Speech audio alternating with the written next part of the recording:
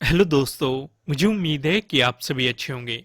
दोस्तों, अब हम डिस्कशन करने वाले हैं निफ्टी फाइनेंशियल सर्विसेज के बारे में। बैंक निफ्टी और निफ्टी 50 के एनालिसिस की वीडियो आपको चैनल पर अपलोड कर दी गई, आप जाके देख सकते हैं। यहाँ पे सिर्फ और सिर्फ डिस्कशन होगा निफ्टी फाइनेंशियल सर्विसेज के बारे में। जैसे कि आपको यहाँ पे दो रेड लाइन दिखाई दे रही है। ऊपरले वाला लाइन की बात करोगे 17,744 है, जो कि 15 का डे हाई है। 15 का डे हाई है, ठीक है। वहीं पे अगर नीचे वाला लाइन की बात करूंगे 17,639 का है।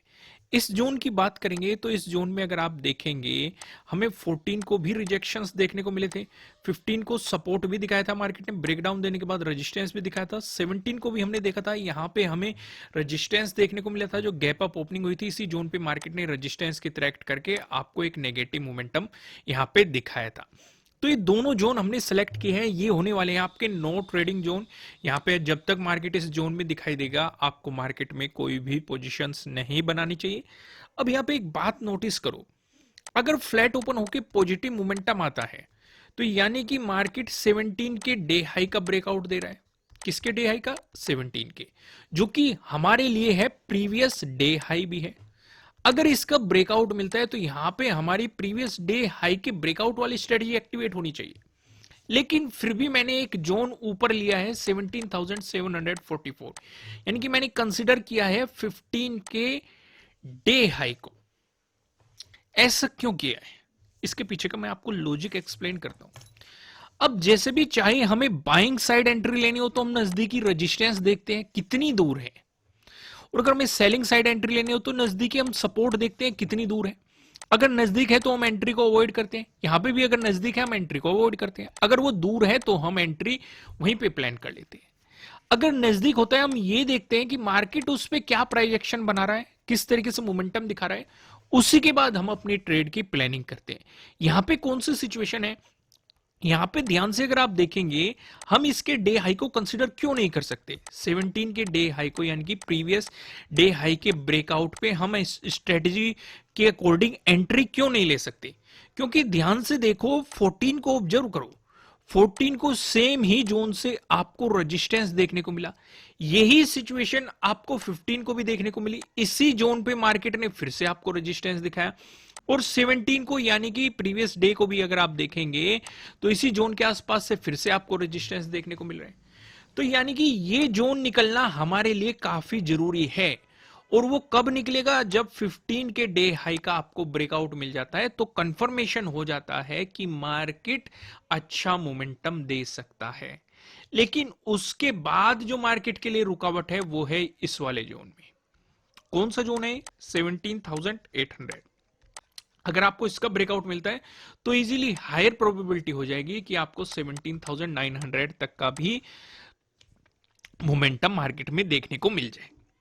सिचुएशन समझ में आई मैंने क्या डिस्कस किया आपके साथ? अब यहां पे हम डिस्कशन करते हैं, अगर मार्केट फ्लैट ओपन होकर नेगेटिव मोमेंटम दिखाता है, उस सिचुएशन पे हम क्या करेंगे? उस सिचुएशन पे 17,639 का जो जोन है, इसका ब्रेकडाउन होने देंगे। उसी के बाद ही हम सेलिंग अपॉर्चुनिटीज ढूंढेंगे। और उस सिचुएशन पे जो हमारे लिए एक रुकावट बन सकता है, वो रहेगा एक जो इंपोर्टेंट सपोर्ट जोन बनेगा, 17,500 पे हमें बनता हुआ नजर आएगा।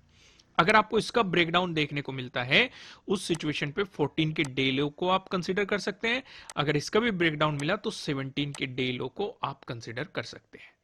अभी तक हमने दो सिनेरियो डिस्कस कर लिए। अगर फ्लैट ओपन होकर पॉजिटिव मोमेंटम आया तब क्या करना है, फ्लैट ओपन होकर नेगेटिव मोमेंटम आया तब क्या करना है। अब यहां पे हम डिस्कस करेंगे, अगर गैप अप ओपनिंग होगी उस सिचुएशन पे हम क्या करेंगे। दोस्तों, मैं आपको एक बात और बताना चाहता हूं। निफ्टी फाइनेंशियल सर्विसेज जो है, मैंने आपको 2 दिन बताया है, 2 दिन आप इस पे ध्यान दे सकते हैं, मंडे और ट्यूसडे। ट्यूसडे को इसकी एक्सपायरी होती है, यानी कि इन दोनों दिनों आपको काफी सस्ता प्रीमियम मिल जाएगा। तो सिर्फ 2 ही दिन पे आप फोकस कर सकते हैं, इसलिए मैं हर संडे को इसका लगभग एनालिसिस करके आपको बता देता हूं कि आपके लिए कौन कौन से लेवल इंपॉर्टेंट हो सकते हैं, किस तरीके से आप मार्केट के मोमेंटम को देख सकते हैं। वो सिचुएशंस मैं आपके साथ यहाँ पे डिस्कस कर देता हूँ। अगर मिलती है आपको गैप अप ओपनिंग, उस सिनेरियो पे हम क्या डिस्कस करेंगे? हमारा पूरा फोकस हो जाएगा, अगर गैप अप ओपनिंग मिल रही है उस सिचुएशन पे हमारा पूरा फोकस 15 के डे हाई पे हो जाएगा। भाई पहली कंडीशन, अगर इसी के आसपास आपको गैप अप ओपनिंग मिलती है तो यहां से बाइंग सिचुएशन भी हमारे लिए क्रिएट हो जाएगी, सेलिंग सिचुएशन भी क्रिएट हो जाएगी। बाइंग सिचुएशन कैसे क्रिएट हो जाएगी? अगर मार्केट इसका ब्रेकआउट देके ऊपर चलता है तो ऊपर की तरफ हमारे वही टारगेट रहेंगे। लेकिन अगर मार्केट यहां पे बेयरिश कैंडल दिखा के इसका ब्रेकडाउन देता है तो यहां से हमें सेलिंग अपॉर्चुनिटी भी मिल सकती है। दूसरा, हमारी स्ट्रेटजी भी एक्टिवेट हो सकती है। कौन सी स्ट्रेटजी एक्टिवेट होगी? प्रीवियस डे हाई का ब्रेकडाउन। ध्यान से समझो, प्रीवियस डे हाई के ब्रेकआउट वाली अलग स्ट्रेटजी है, प्रीवियस डे हाई के ब्रेकडाउन वाली अलग स्ट्रेटजी है। तो जैसे ही मार्केट इसका ब्रेकडाउन देगा तो आपके लिए यहां पे सेलिंग अपॉर्चुनिटी भी मिल सकती है। 17,639 आपका पहला टारगेट होगा। इसका अगर आपको ब्रेकडाउन मिलता है, नीचे की तरफ आपको टारगेट मैंने बताए हुए हैं कि कौन कौन से टारगेट आपके लिए हो सकते हैं।